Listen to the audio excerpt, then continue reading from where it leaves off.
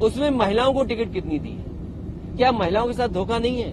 और फिर मध्य प्रदेश है और प्रदेश हैं, दिल्ली का चुनाव होने जा रहा है। ये तो बीजेपी के लिए टेस्ट है कि अगर आपने लोकसभा में नारी सम्मान को लेकर के आपने इतना बड़ा फैसला लिया हो, क्या आप मध्य प्रदेश में 33% अपने संगठन की महिलाओं को टिकट देंगे कि नहीं देंगे? अगर ये नहीं देंगे तो इसका मतलब ये है कि इन्होंने जानबूझ करके जनता में महिलाओं को धोखा देने के लिए बिल लाए थे। अभी आप नई लोकसभा की बात की, पिछले दिनों जो भी सांसद के साथ हुआ, आपकी पार्टी का भी समर्थन था उनको।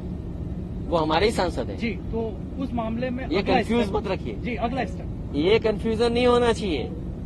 जब जेडीएस के बड़े नेताओं ने कहा था तो ये गठबंधन के प्रत्याशी हैं। ये अलग बात है कि उन्हें बीएसपी से टिकट मिला था, लेकिन वो सपा और बसपा के गठबंधन जीते थे। ये भारतीय जनता पार्टी की भाषा है, ये जानबूझ करके बुलवाते हैं और ऐसे से बुलवाते हैं और ऐसे प्लेटफॉर्म पे बुलवाते हैं जहां से देश में संदेश जाए।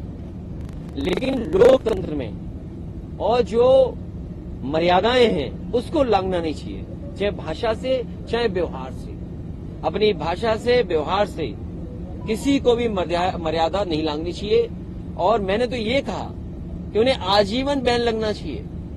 कुछ लोगों को आपने देखा होगा हेट स्पीच में या किसी कानून के उसके अंदर उनकी सदस्यता चली जाती है, 5 साल की सदस्यता जाती है, 6 साल की सदस्यता जाती है।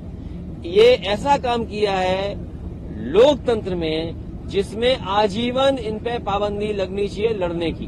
टिकट दिया जा रहा है, क्या लगता है बीजेपी? ये बीजेपी चाल चलेगी कि कई मुख्यमंत्री होंगे।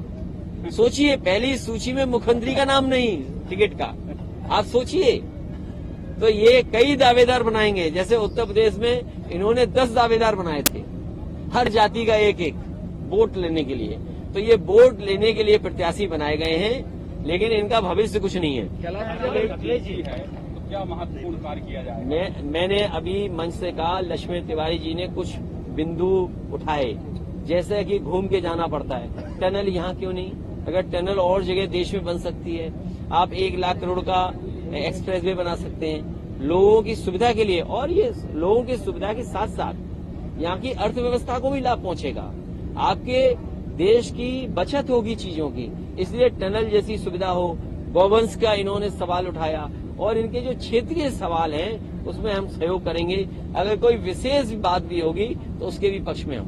सबसे बड़ी बात वो चुनाव लड़ने की इच्छा नहीं थी उनकी और वो बड़े नेता हो गए हैं। नहीं, ऐसा तो नहीं उनकी इच्छा किसी और दल से लड़ने की हो। नहीं, अखिलेश जी, सबसे बड़ी बात जो हारने वाला दल है उससे कौन लड़ना चाहेगा?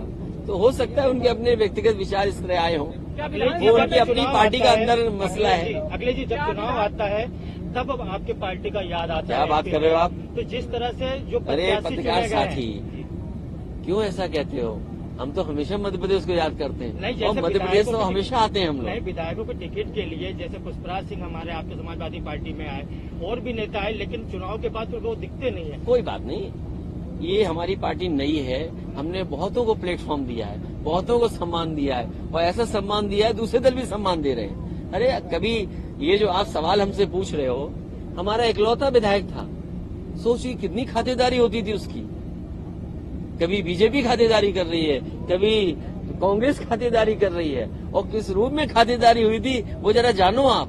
इसलिए हम कह रहे हैं कि तीसरा विकल्प है जो रास्ता दिखा सकता है। हम समाजवादियों ने एग्जाम्पलरी काम किए हैं। याद कीजिए, प्रधानमंत्री जी एक सड़क पर उतरे थे, एक एक्सप्रेस वे में हरकुलस से उतरे थे, वो समाजवादियों की देन है।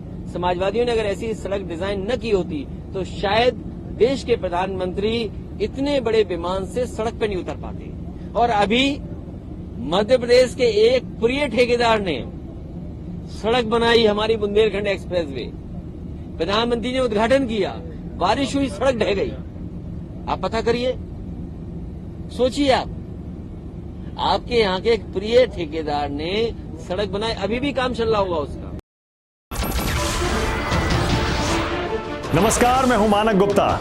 अगर आपको हमारा ये वीडियो पसंद आया हो तो इसे लाइक और शेयर जरूर करें, और हां, हमें सब्सक्राइब और फॉलो करना ना भूलें।